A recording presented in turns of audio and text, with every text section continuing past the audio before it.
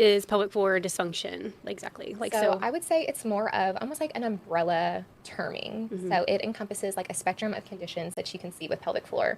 So on one end of the spectrum, you can have increased activity, increased nerve firing, increased muscle contraction that creates hypertonicity, or just a lot of tension, a lot of tightness, a lot of spasm.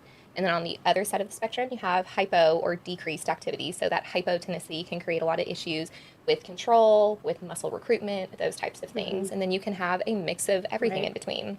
And so typically the patients that we see with more of like the hypertonic pelvic floor, where it's like everything is just really tight and painful, is usually those, we always know people that are like, I have a really overactive bladder, or I, always have to go to the bathroom. Like those types of individuals that have been told to just like hold it, suck it in, like you're fine, will create a lot of tension through their pelvic floor.